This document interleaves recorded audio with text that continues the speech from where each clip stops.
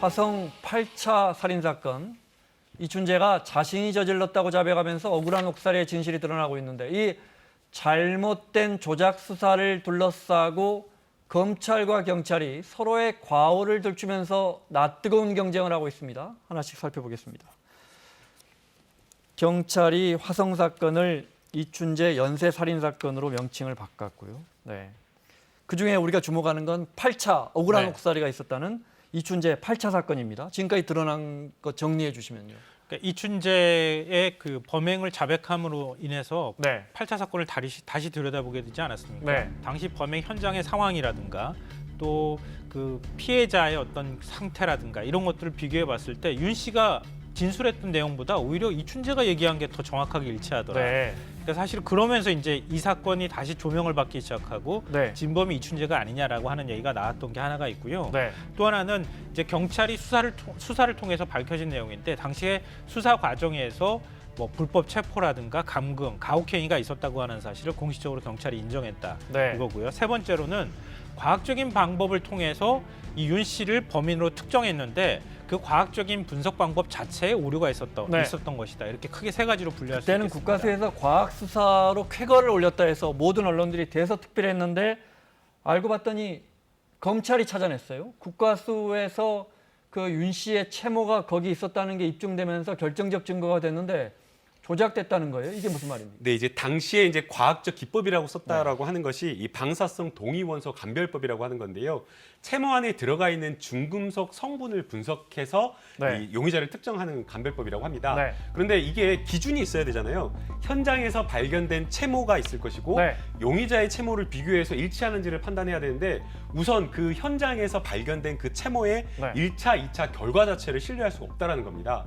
동일한 곳에서 발견된 현장의 채모라고 하는데 지금 티타늄을 보면 1차에서는 17이 나왔는데 2차에서는 13.7. 그다음에 염소 같은 경우는요. 1572가 나왔는데 거의 한 10분의 1, 9분의 1. 자, 첫 번째로는 그 첫 번째 채모와 두 번째 채모가 같은 사람 것도 아니다. 네, 같은 사람으로 그런데 그게 윤 씨 거다 이런 결론을 내려버렸다. 이런 네, 그래서 1차와 2차 자체가 달라서 그 네. 기준이 되는 그 현장의 채모 자체 값을 신뢰할 수가 없는 거고요. 네. 의심스러운 것은 지금 옆에 윤 씨 채모에서 발견된 분석 결과인데 2차에서 발견된 채모값과 비슷합니다. 네. 그래서 이것이 결국에는 조작된 것 아니냐라는 지금 의심을 불러일으키고 그러니까 그 2차 저 채모가 윤 씨 채모와 얼추 값이 비슷하니까 윤 씨 채모가 맞고 윤 씨는 현장에 있었던 거고 그러니 윤 씨가 범인이다. 네. 경찰은 그런데 이게 경찰이 조작한 건 아니다. 오늘 이렇게 입장을 밝힌 것 같아요. 네, 조금 표현 자체가 조금 애매하다라는 생각이 드는데요. 국가수에서 자체적으로 분석한 것이 아니라 이 방사성 분석 자체를 원자력 연구원에 보냈고 그 원자력 연구원에서 온 분석 결과값을 그대로 좀 사용한 것이다. 그리고 이제 그 사용하는 과정에서 이제 1차 수치를 적용하는 그런 어떤 잘못은 있었지만 결국에는 과학적 방법을 잘못 적용한 것이지 여기에 무슨 조작이라든가 이런 것들은 없었다라고 하면서 검찰에 좀 발표하는 다른 좀 이야기를 하고 있는 것 같습니다. 네, 이게 굉장히 예민한 문제이기 때문에 제가 다시 한번 정리해서 말씀드릴 필요가 있을 것 같은데요. 그러니까 당시에 원자력 연구원에서 그냥 용의자 윤 씨 것만 검사한 게 아닙니다. 당시 용의자로 특정됐던 사람 10명을 더 추가로 그 채모 분석을 했거든요. 그리고 이제 현장에 있는 또 채모를 또 비교하는 과정이 있었지 않았겠습니까? 그렇게 해야 현장에서 채모를 그러겠죠. 확보한 그리고 용의자 11명의 채모를 비교 분석을 해서 그 데이터가 가장 일치하는 것이 용의자가 될 가능성이 굉장히 높은 거잖아요. 그런데 국가수에서 그걸 적용하는 과정에서 과학적 분석 방법론을 그 감정인이 이제 박사인데요. 본인의 과학적 분석 방법을 사용했다는 거예요. 경찰 입장에서는. 그러면 그 과학적 분석 방법을 통해서 서로 대조군을 비교를 해봤더니 그 비교하는 방식이 최대값, 최소값, 평균값을 이렇게 서로 비교하면서 임의로 그 값을 채택했다. 그 과학적 분석 방법론이 잘못된 것이었다. 이렇게 경찰이 인정한 겁니다. 그때 그러니까 방식이 잘못됐지 인위적으로 조작한 건 아니다. 국가수도 경찰 산하니까. 그러니까 검찰은 이건 다 데이터 수치를 조작한 것이고 전혀 다른 데이터를 가지고 지금 윤 씨 데이터하고 비슷하다고 결론을 내린 것이다. 이건 조작이다. 이렇게 결론을 내렸는데 경찰은 분석 방법론을 잘못 적용한 것이다. 이렇게 지금 얘기를 하니까 경찰은 이거는 법률적으로 볼 때 조작에 해당되지 않고 가공한 데이터를 만든 게 아니니까 네. 이 조작된 게 아니고 데이터 수치들을 잘못 비교하는 오류를 저지른 것이다. 이렇게 서로 인식이 완전히 다른 국가수의 겁니다. 방식이 잘못된 거다. 네. 뭐 네. 오류인지 아닌지 그거는 좀 불분명하지만 저희가 사실은 과학을 모르다고 하더라도 저게 같은 사람의 것으로 볼 수 있는지 없는지는 판단할 수가 있잖아요. 그런데 저렇게 수치가 다른 것을 어떻게 용의자를 특정하는 데 과학적 네. 분석 방법으로 사용할 수 있는지 결론 자체를 같은 용의자로 특정하는 네. 게 잘못됐다고 생각이 들고요. 네. 거기에는 어떤 의도가 있었던 것은 아닌가 네. 충분히 의심을 할 만하다고 범인으로 생각이 됩니다. 특별한 장애인이고 특별한 보호자가 없는 정말 사회적 약자. 그래서 혹시라도 누명을 씌워도 별 탈이 나지 않을 사람을 혹시 특정한 게 아닌가 추측입니다만. 네. 근데 지금 김남국 변호사가 오늘은 검찰 하시고요. 저는 네. 경찰 했으면 좋겠는데요. 네. 경찰은 이제 그렇게 얘기하는 거예요. 두 차례 이제 분석 결과를 현장에 있는 채무를 통해서 받은 건데 네. 채무가 오염됐을 가능성이 있다는 거예요. 그러니까 전혀 다른 데이터를 가공해서 만든 게 아니라 우리 이제 분석하기 전에 전처리 과정을 거치게 되거든요. 예를 들면 모발을 잘게 자른다거나 아니면 네. 세척 과정을 거칠 때 그 과정에서 뭔가 오류가 있었던 거 아니냐 이렇게도 지금 경찰은 보고 그래요? 있습니다. 네. 자, 이렇게 해서 1라운드라고 할까요? 검찰은 지금 검경 수사권 갈등이 워낙 첨예한데 검찰은 그때 경찰이 국가수에서마저 이런 걸 조작한 것 같다고 하고 경찰은 아니에요.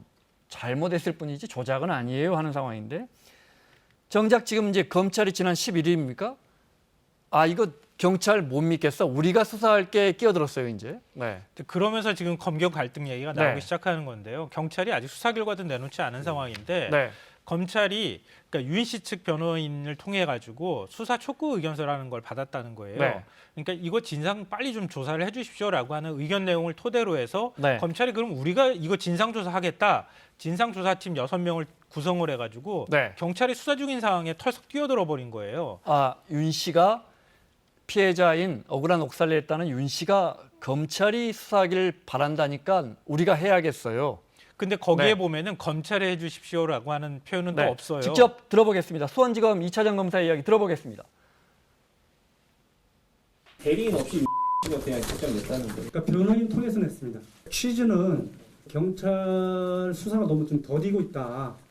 그리고 이제 이런 이제 불법 과정에 확인되는 것들이 있는데 너무 이게 수사가 안 되고 있으니까 검찰에서 직접 그 조사를 했으면 좋겠다는 요청서였습니다. 경찰에서 자체적으로 계속 수사를 하겠다는 입장이거든요.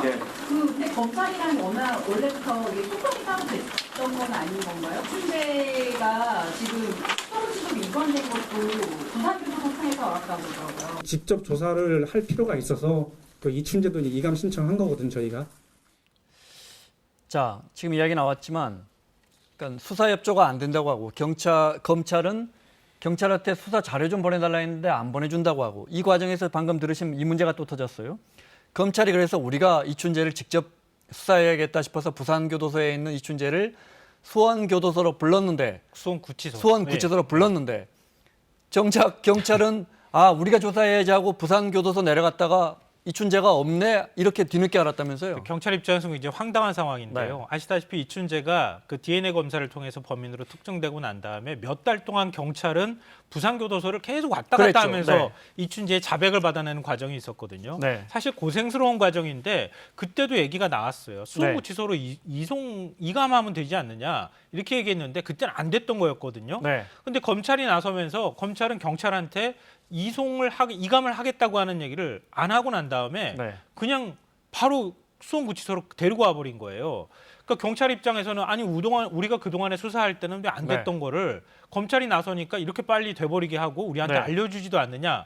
그러면서 부산교도소 갔다가 헛걸음하고 되돌아오는 일이 있었다는 거죠. 이론이 무슨 수사 협조가 되고 있겠습니까? 안 봐도 지금 뻔한데 검찰은 그러면서 그때 경찰이 가혹행위했던 걸 찾아냈다 이렇게 밝혔어요. 네. 그러니까 지금 경찰은 당시 수사를 담당했던 형사들도 가혹행위나 이런 것들이 있었지만 당시 담당 검사도 문제가 있었다. 네. 왜냐하면 임의동행이라고 예전에 굉장히 문제가 많이 됐던 거잖아요. 네. 그러니까 윤 씨를 임의동행 형식으로 데려가서 72시간 동안 붙잡아두고 불법 감금한 상태에서 조사를 네. 했다. 그건 검사가 담당 검사가 불법 행위를 저지른 것이다. 수사 지휘를 이렇게 그렇게 얘기하고 있습니다. 했으니까 그렇게 했을 것이다. 네. 경찰은 정리하면 그때 가혹행위를 경찰관 몇 명이죠? 입건한 게 입건한 거 수사 네. 대상은 51명이라고 하고 있고요. 네. 거기에 이제 사망한 사람 또 소재 파악이 안 되는 사람을 빼고 네. 37명을 조사했다라고 얘기를 하고 있고요. 당시 수사에 동원된 경찰. 네, 그래서 직접 참여한 경찰입니다. 네. 그래서 그 중에서 7명을 입건했다라고 하는데 자, 그 말은 경찰이 그때 가혹행위한 경찰 7명은 우리도 좀 혐의를 찾아냈어요. 네. 이러면서 지금 이야기한 그 검사를 또 입건했어요. 경찰이. 네, 결국에는 이제 이런 어떤 수사 자체가 네. 경찰이 검찰의 지휘를 받아서 하는 그런 수사이기 때문에 네. 오롯이 이것이 경찰의 책임이다라고 말하기 어렵다라는 것이고요. 네. 앞서 김성환 평론가님 말씀하신 대로 이 체포영장 발부라든가 이러한 것들은 이신에 네. 대한 구속과 관련된 것은 검찰이 법원에 청구해서 하는 것이기 때문에 네. 검사도 함께 입건했다라고 이야기를 하고 있습니다. 자, 지금 공수처 논란이 한참인데 우리 사회가 검사나 판사는 누가 수사하느냐 제대로라고 제가 분명히 이야기했습니다. 누가 수사하느냐 이 논란 때문에 공수처를 여권에서 만들려고 하는데 사실 낯섭니다. 경찰이 검사를 입건하다니요. 그죠? 사실은 검찰의 수사 지휘를 지금도 받아야 하는데 네. 뭔가 경찰도 보란 듯이 우리만 잘못한 게 아니고 검찰이 그때 더 크게 잘못했어 이걸 말하고 싶은 게 아닌가. 이걸 이제 국민들은 좀 보고 싶어 하지 않을까라는 생각이 듭니다. 검찰도 사실은 정관예우다라고 하면서 정관 출신 수억씩 수천만 원씩 받으면서 사건을 막 뭉개버리거나 어그러뜨리거나 그런 행동을 많이 했잖아요. 경찰이? 검찰이요. 검찰, 네. 예, 그래서 정관예우가 상당히 문제가 되었는데 뭐 최근에 없다라고 하는데 최근까지도 그런 게 있다라고 저는 생각을 하는데요. 그런 부분에 있어서 경찰이 수사하거나 검찰이 제대로 수사를 했다라고 한다면 공수처에 대한 어떤 필요성 이런 것들이 나오지 않을 텐데 지금 이번에 정말 제대로 지금 검찰이 같이 사건을 조사하면서 네. 우리도 수사의 주체로서 검찰을 수사할 수 있다, 조사할 수 있다 이런 것들을 좀 보여주고자 하는 것 같습니다. 네, 이게 벌써 시간도 한참 됐고 검사 입건했지만 사실 그 검사가 그때 당시 수사 지휘를 잘못해서 뭐 임무동행하고 뭐 72시간 이상 수사하고 뭐 이런 잘못을 입증해서 처벌하는 건 안 불가능하죠. 됩니다. 예, 공소시효가 지나서 처벌할 수가 그런데 없고요. 경찰은 왜 그렇습니까? 그럼에도 불구하고 입건이라고 한 표현을 쓴 것은 네. 그만큼 이 국가기관, 수사기, 특히 수사기관이 했던 네. 잘못을 제대로 조금 조사를 해서 네. 억울한 사람이 없어야 된다라고 하면서 네. 진상조사 차원에서 입건이라는 표현을 썼다고 합니다. 자, 더 조사를 해봐야겠지만 사실상 진범이 뚜렷해 보이고요. 이춘재가 자기가 했다니까. 네. 그러면 보십시오. 경찰, 검찰, 법원이 진짜 사상 초유의 우리 형사사법 체계가 무너진 사건입니다. 더 수사를 해봐야겠지만. 그런데 그 진상을 확인하고 있는 과정에서 경찰하고 검찰이 수사 협조도 안 하고 싸웁니다.